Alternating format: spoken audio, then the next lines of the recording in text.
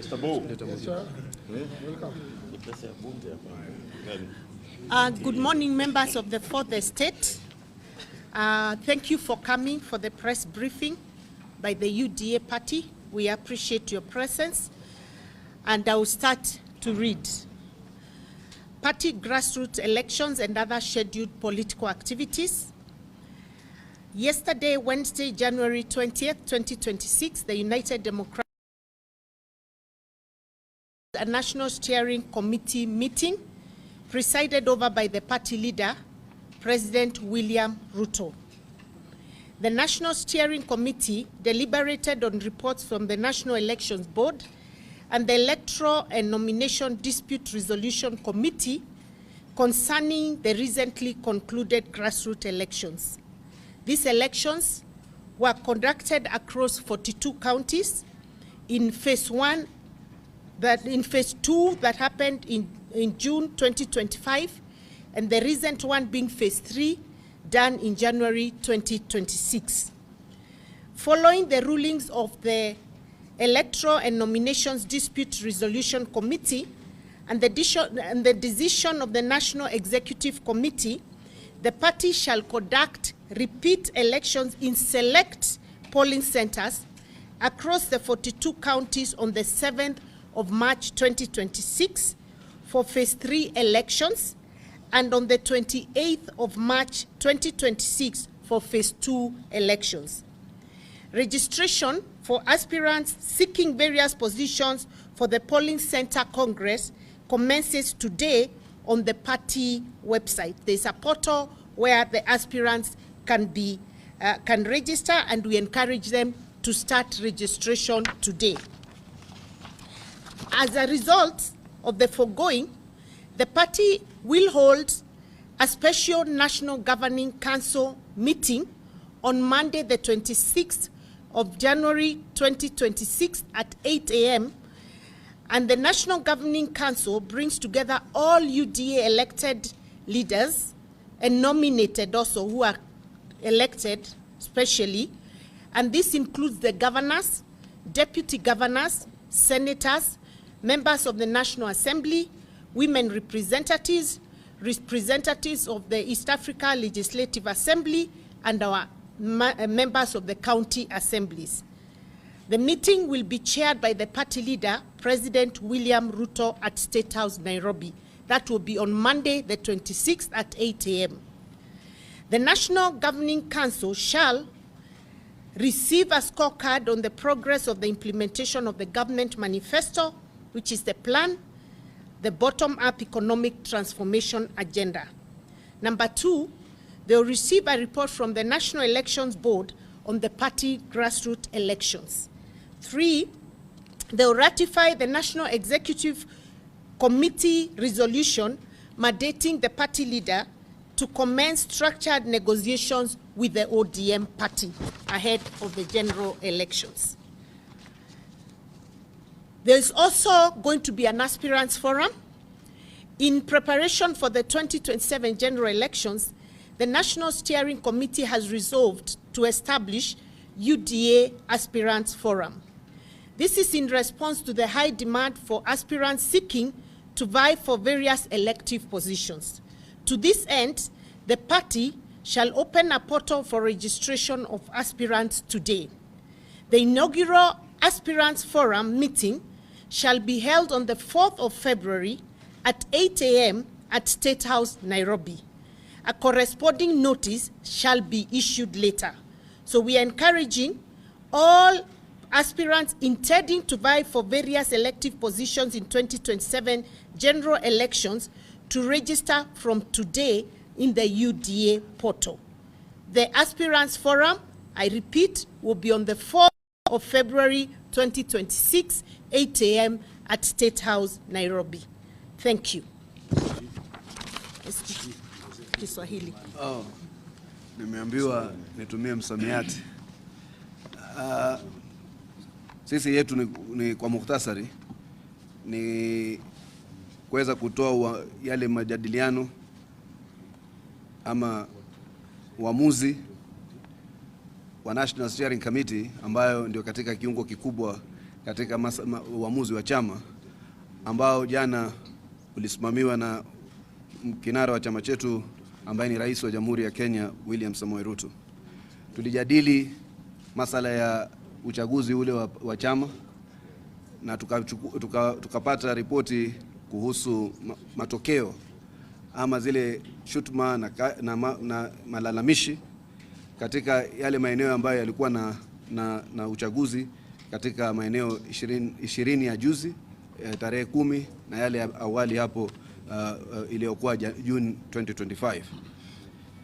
Tukaamua katika polling centers kadhaa ndani ya taifa la Kenya tutaweza katika hizo kaunti 42 tutarudia huo uchaguzi ili tuwapatie watu fursa ya pili kurekebisha pale kulipokuwa kumekosekana na kuweza kujadili yale malalamishi kupitia uamuzi wa National Elections Dispute and Nominations Dispute Resolution Committee.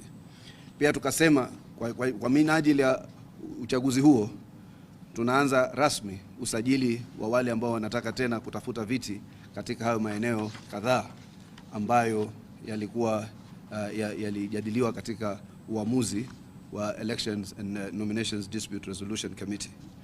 La pili ambalo ni la muhimu, tuliamua kwamba tutakuwa na kongamano la National Governing Council ambacho ni kiungo kinachojumlisha viongozi wote waliochaguliwa na pia waliochaguliwa kwa namna ile maalum, wakiwemo magavana, manaibu wao, maseneta, wawakilishi kutoka bunge la kitaifa, women rep, wawakilishi wa kina mama, watu kama sisi ambao ni wawakilishi kutoka bunge la Iala na wengine na watu kutoka zile bunge za kata ndogo ndani ya taifa la Kenya, ambao utakuwa wiki ijayo tarehe 26 Jumatatu saa 2 kamili katika ikulu ya Nairobi, ukiwa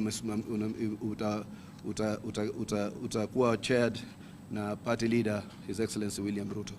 Hapo tutaangalia ama tutajadili ile hatua ambazo zimepigwa katika kuhakikisha tumetekeleza manifesto ya chama chetu ambayo kwa maarufu tunaita the plan ama the bottom up economic transformation agenda. Vile vile tutapata kwa mara ya pili kwa manufaa ya viongozi wote zile party grassroots elections report ambayo itajadiliwa pia kuangaliwa vipi tutaweza kusonga mbele na masala ya uchaguzi na kuimarisha chama katika pembe zote za taifa la Kenya. La tatu pia ambalo ni la muhimu, tutaidhinisha yale maazimio ya baraza kuu la National Executive Committee ya UDA ambayo imemuidhinisha mkuu wa chama ama kiongozi wa chama His Excellency William Ruto kuanza mawasiliano ama mjadala maalum kwa namna ambazo na chama cha ODM ambapo utaweza kuhakikisha tumejiandaa vilivyo katika uchaguzi unaokuja wa 2027. La mwisho, kuna wale ambao watawania viti mbalimbali katika maandalizi yetu ya mwaka ujao ya August 2027, na kumekuwa na Wakenya wengi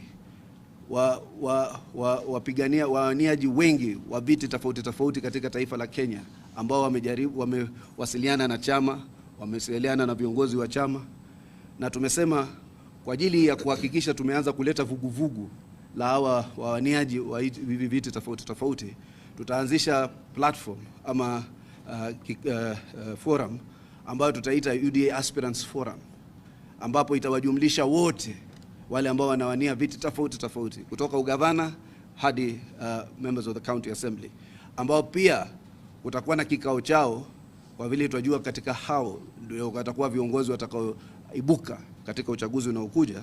Tutakuwa na kikao na rais ambaye ni mkuu wa chama tarehe 4 Februari mwezi ujao, vile katika ikulu kuanzia saa 2.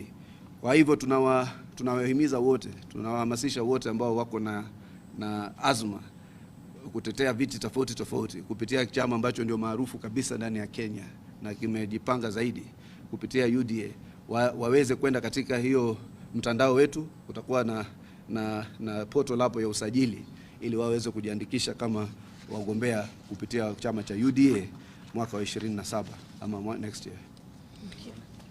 Imani Shungwa. Thank you, Manu. Just to add first that we are very happy that in spite of the many disputes that were presented before the Disputes Tribunal, the Tribunal and the National Elections Board were very magnanimous to make sure that we are accommodative of all interest groups and stakeholders in the party. And that is why NEC and the National Steering Management Committee, under the able leadership of the President, we resolved yesterday that it is only fair that we accord all those who have expressed interest to run for elected positions at the grassroots level an opportunity to do that through the repeat elections in the select polling stations that had disputes. Two, is to state that our party, being a very accommodative and all-inclusive party, one where we do not want to leave anyone behind, we also resolved that we need to give all our members in the National Governing Council, that is all our elected leaders, a midterm report on the implementation of our manifesto. You will remember that we have stated before that under the able leadership of President Ruto and in our implementation of the plan, which was our manifesto, we did indicate that we would implement this plan, comma to full stop, paragraph by paragraph, and page to page. And those who have been very keen will see that all the government programs that we are rolling out, whether it is rollout of the infrastructure fund, all these are things that were in our manifesto. And therefore, we want to update our leaders, right from the grassroots in terms of our MCAs, all the way to governors, on where we are on the implementation of this plan. Two, as I said, being an inclusive party, we want to make sure that all our leaders and all our party organs are involved in the process that we did mandate the party leader under the NEC organ, mandated him to engage with ODM in structured negotiations to make sure that as we go to the 2027 elections, we have a party, one that has proper governance structures and whose mandate comes from the people, right from the grassroots. And two, that as we strongly believe, this party, the Kenya Kwanza Coalition, is a party that is forming government after next year's elections. But we have invited our colleagues in ODM under the broad-based government. We have had a very good working arrangement with them. We have listened to them as they engaged in their National Steering Committee meeting and the resolutions that they have passed as a party. And we welcome and accommodate what they have said. And that is why we mandated the party leader to constructively engage with them. And we want to take that decision now from NEC to the next party organ, which is the NGC.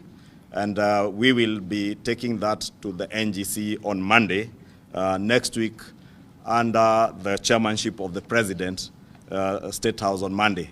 As I said, we don't want to leave anyone behind. Many of the people who have lodged complaints regarding our grassroots elections are thousands. In fact, I must commend the National Elections Board and the Disputes Resolution Tribunal for the many hours that they have put in to try and resolve many of these disputes. And many of those disputes were lodged by leaders who aspire to run for either MCA, governor, members of parliament seats, and including two who have also expressed interest to run on UDA for the position of president. And therefore, all those people, we do not want anybody to feel that they are being left behind, and that is why we resolved that as early as now, we want to register all of them so that those who have interest in running for positions on UDA and Kenya Kwanza can register, and we will engage with them again under the leadership of the party leader the other Monday, as has been mentioned in this communique. Na asanteni sana.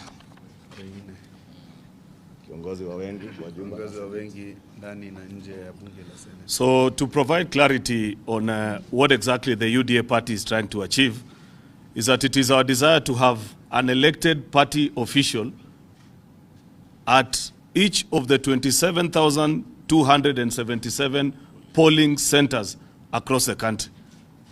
We know it's a big desire, but we are bullish about it. Remember, the UDA party is a record-setting political party. We are the only political party post the new constitution that has at least an elected official in 41 out of 47 counties. We want to grow that number. It is our desire that in 2027, we shall have an elected official, either an MCA, member of parliament, governor, in each of our 47 county governments. And the only way that you can achieve that is by having party officials at the grassroots. And that's why we are doing this exercise quite meticulously. It is a big ask for the National Election Board and the various members that are involved in this exercise. But we believe that if you want to offer a good product to the Republic, then you have to do it right. And this is the only way. We appreciate that up to this far, members of our party have participated quite actively. There have been all the complaints that have been raised, and we believe we are getting it better. We did phase 1, phase 2, phase 3. Now we are going for phase 4 on the 7th of March and phase 5 on the 28th of March.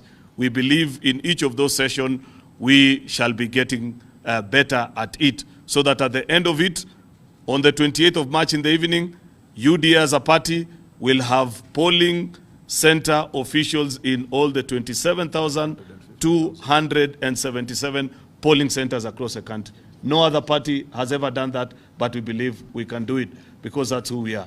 Last thing that I want to say is that we appreciate the partnership that we have set out so far, going to 2 years now, with our partners, the ODM party and the affiliates parties of the Kenya Kwanza coalition. But we must prepare for the next phase of elections. And this is the time, because you know that in a little bit of slightly over a year, we shall be having party primaries, then subsequently the general elections in August of next year.